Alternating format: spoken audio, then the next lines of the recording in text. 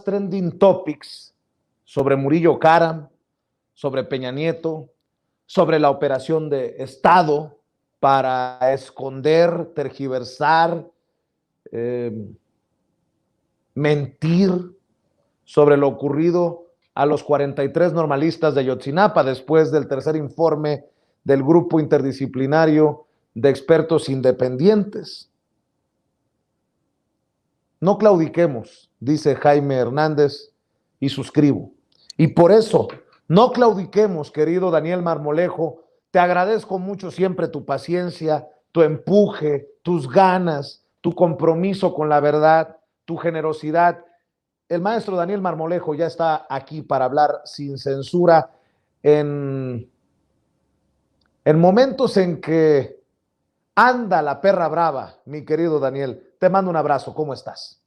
Querido Vicente, qué gusto saludarte. La perra brava no descansa, la maldad no descansa, el latrocinio no descansa, la felonía no descansa, Vicente, y tenemos que hacerle frente.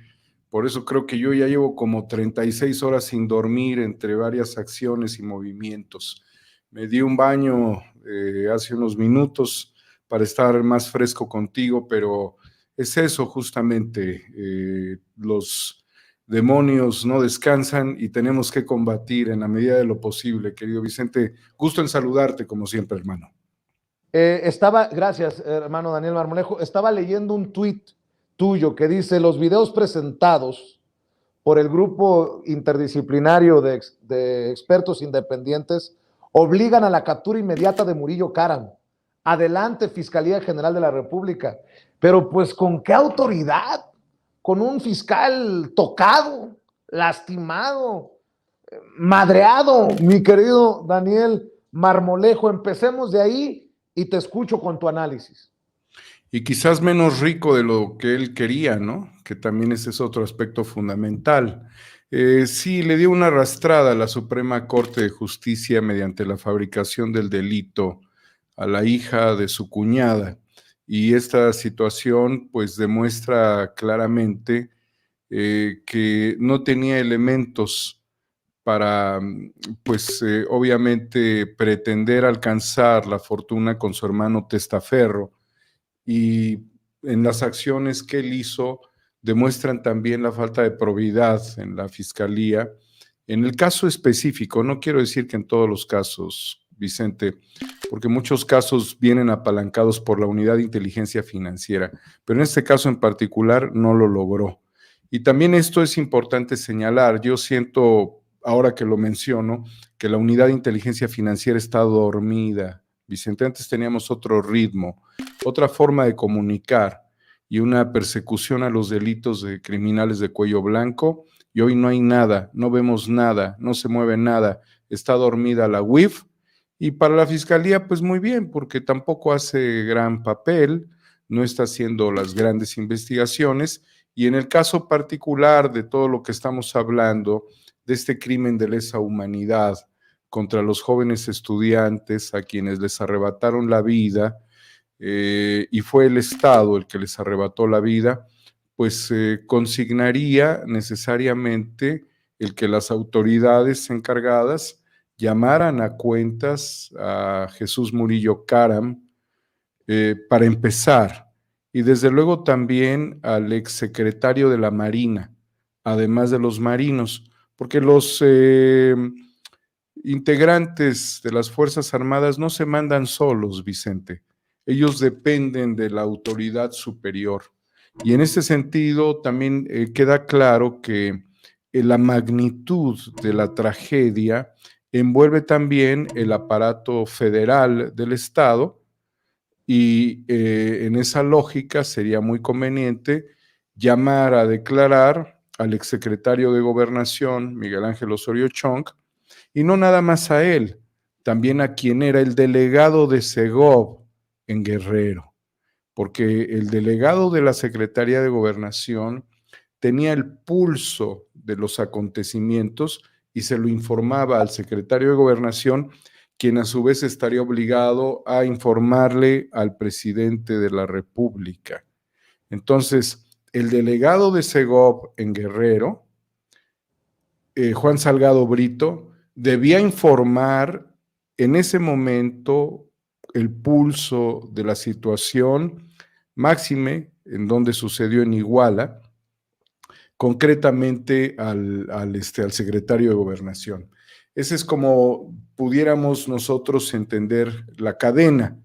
Además, señalar, querido Vicente, que el C4, que es el Centro de Comando, Control, Comunicación y Cómputo, que está diseñado para coordinar las acciones de seguridad y seguimiento en caso de ocurrir algún incidente, estaba siendo controlado por el ejército. Es decir, que el ejército tenía un control de todas las operaciones territoriales a través de elementos tecnológicos. Situación que viene a aclarar que la defensa y particularmente el 27 Batallón y los militares, el destacamento, tenía prácticamente el control de la seguridad y junto con ello la intermediación en las comunicaciones telefónicas, con lo cual el ejército tenía todas las llamadas interceptadas que sucedían en ese momento, junto con el elemento fundamental que es la geolocalización. Entonces, esto en su conjunto define que la estructura gubernamental sabía desde el lugar hasta las oficinas de la Secretaría de Gobernación en Bucareli.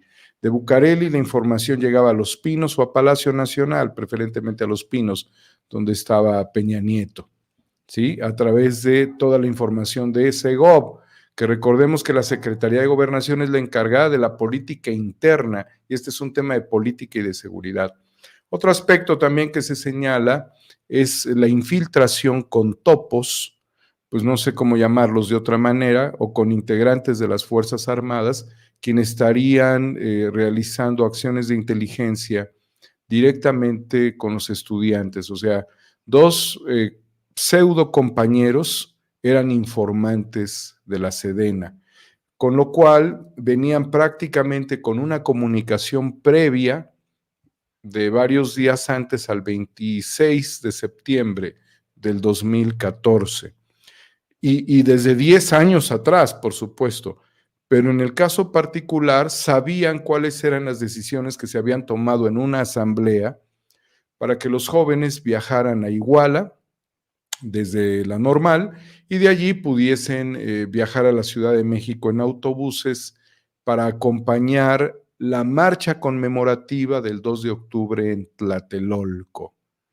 Significa que el logro, como se define el poder bruto del ejército desde el 68, no había cambiado en su forma hacia el año 2014, que tampoco Gobernación había cambiado, porque ahora Gobernación se modificó en la Cuarta Transformación, perdió hasta capacidades operativas, perdió hasta subsecretarías, no, seguía funcionando como funcionaba en los tiempos del PRI, de la represión de Gustavo Díaz Ordaz, y que además se concatenan los eventos simbólicos de lo que significó la masacre estudiantil de Tlatelolco, motivo de participación de los estudiantes de Ayotzinapa en un acto cívico conmemorativo al cual yo asistí.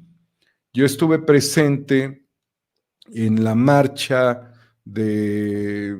yo partí del Monumento a la Revolución al Zócalo, hay quien partió de la Plaza de las Tres Culturas al Zócalo, pero yo estuve físicamente en el lugar donde se emitieron los discursos en el Zócalo, junto con el comité de huelga del 68 y con toda la gente que se indignaba, y allí fue donde empezó a surgir la gran angustia por los muchachos que no habían llegado, pero en ese momento no se sabía nada, querido Vicente.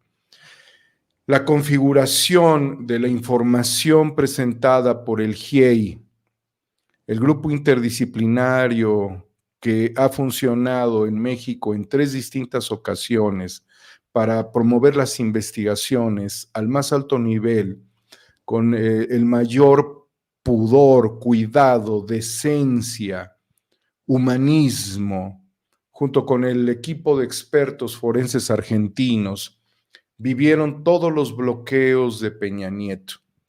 Y junto con ello, lo que se señalaba hace un rato, Vicente, y has venido reflexionando, el papel de los medios. El papel de los medios que promovieron la idea de ya, supérenlo.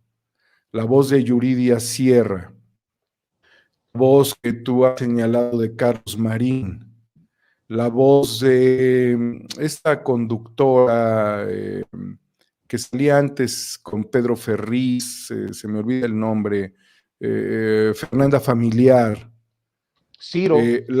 Ciro, desde luego Ciro Gómez Leiva, todos ellos son los voceros del demonio. Cómplices. Son cómplices y son voceros del demonio. Tenemos que estigmatizar que sus voces estaban conducidas bajo la dirección del demonio. Lo que sucedió en Iguala fue la conjunción de toda la maldad, de todo el poder destructivo, de arrancarle la vida y llevar un fenómeno trágico por un escenario intrincado en donde las pruebas se fueron borrando sistemáticamente, donde las cadenas de información se fueron bloqueando, ¿sí? Rompiendo, donde las autoridades demuestran que en el gobierno de Peña Nieto no habían cambiado las cosas respecto al gobierno de Calderón y que tanto Peña Nieto como Felipe Calderón son gobernadores del narco. Si no lo hubieran sido, Vicente, no existiría ninguna razón para que no se alcanzara una verdad objetiva, razonable, que condujera directamente a los estudiantes. En cualquiera de las circunstancias que esto hubiese ocurrido, a sus restos o a sus presencias vivas, pero fue un aparato sistemático de la destrucción de la vida, de la identidad, para llevarlos al grado de lo irrecuperable. Allí se rompió la historia, allí se rompió el humanismo, allí la humanidad se fugó en el planeta Tierra, allí se hicieron, por lo que se puede interpretar, la suma de los sacrificios en un enfoque cristiano. Allí ocurrieron las peores tragedias sobre seres humanos. No hay que ir más lejos que a Guerrero para descubrir el verdadero dolor de la humanidad. La humanidad que no ha logrado recuperar porque no ha podido enterrar a los jóvenes, no ha podido llevarle flores a un cementerio, a una cripta, a una urna. La humanidad, el planeta, comenzando por los padres y las madres, no han podido arrodillarse frente a sus hijos en cualquiera de las circunstancias. La condición inmaterial a la que el prianato ha llevado la tragedia es inconmensurable. No existe una palabra en el diccionario que lo refiera. No es la pérdida de un hermano, nada más. No es la pérdida de un padre. Es la pérdida de un hijo y no existe una palabra en el diccionario que lo defina. Además, son 43. Aparte, todos los que murieron, incluyendo el ataque a los niños, el autobús de los avispones, incluyendo Julio César Mondragón, cuyo rostro le fue arrancado, y se presume que esto ocurrió estando vivo. Estamos frente al peor desastre de la política, de la narcopolítica, del narcoestado, con los peores voceros, que son los voceros del demonio, y con los protectores de quienes cometieron los crímenes de lesa humanidad. Por lo tanto, Vicente, quisiera yo referirme a que sigue habiendo en este momento, a pesar de la buena voluntad, y esto expresado por los padres de los estudiantes, un bloqueo a la entrega de la información. A pesar de que se firmó, ¿sí?, con el presidente de la República, el documento que premia por el objetivo esencial de la verdad, la consigna de todos los funcionarios públicos, incluyendo de la Marina y de la Sedena. Pero al mismo tiempo, Vicente, después de lo que hemos visto y que se ha podido referir mucha de la gente, como Epigmenio, en general todos los compañeros que aquí han estado, sobre las evidencias videográficas, el que en este momento Jesús Murillo Caram no esté frente a las autoridades declarando, siendo que hay un montaje y que se sembraron, posiblemente ellos sembraron los restos de alguno de los muchachos, algún fragmento de huesos de alguien, lo cual refiere el GIEI, no necesariamente se referiría a los 43. Pero aunque se dice por parte del GIEI que no hay que aventurarse o señalar o especular, Vicente, es claro que lo que estaban haciendo era crear un escenario ficticio para vendernos una mentira como verdad. Tenía muchas intenciones de dialogar esto con el presidente hoy en la mañana y de preguntarle al presidente si tras un tiempo razonable de año y medio en el que no se diera un avance, en el que no hubiese una autoridad mayor en la cárcel, en el que no encontráramos los restos de los estudiantes, si él estaría aceptando que los padres, que las organizaciones enfocadas al tema de la búsqueda de los 43 promovieran ante la Corte Penal Internacional llevar a todo el gobierno de Peña Nieto a entregar cuentas. Y hay elementos suficientes para hacerlo, y estos elementos estarían dentro de los supuestos de admisibilidad, que en esencia son dos, y esto forma parte del Estatuto de Roma, Vicente, y señala que el Estado no quiere investigar o enjuiciar. Ese es el primer factor. Y dentro del primer factor señala el juicio sea una simulación, decisión nacional impida la investigación o enjuiciamiento, retardo injustificado o falta de independencia, imparcialidad o debido proceso. Y si no logramos tener toda la lógica de lo acontecido, es porque estamos prácticamente en un escenario de distorsión de lo ocurrido. El otro aspecto es que el Estado no puede investigar o enjuiciar. Esto significa que hay un colapso total o sustancial del sistema de justicia. No tiene que ser total, puede ser parcial, sustancial, lo que significa que de importancia. El otro es que no puede hacer comparecer al acusado o a los acusados. Tomás Herón no está siendo entregado mediante un imperativo de reciprocidad por parte de Israel con México.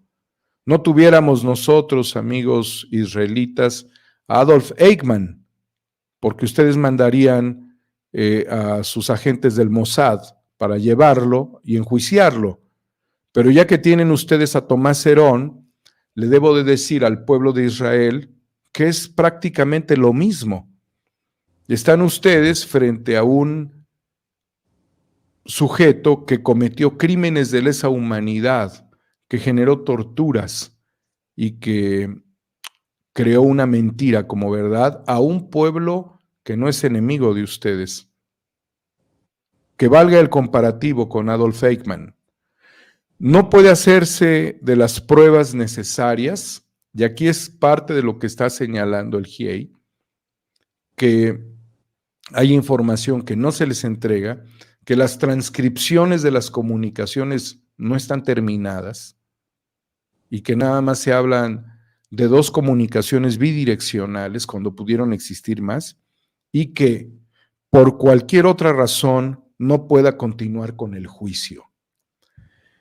Si agotamos a las autoridades judiciales en un corto plazo, querido Vicente, estaríamos en condiciones prácticamente de que se promoviera en la Corte Penal Internacional el juicio por los 43 a Enrique Peña Nieto, a Jesús Murillo Caram, a Osorio Chong, al exsecretario de la Marina, al exsecretario de la Defensa, al exgobernador, a los secretarios, al secretario de Seguridad Estatal y a algunos responsables del crimen organizado que pudieran ser capturados. Porque todos ellos formaron una alianza terrible para la desaparición de los normalistas. Yo, si me permites agregar,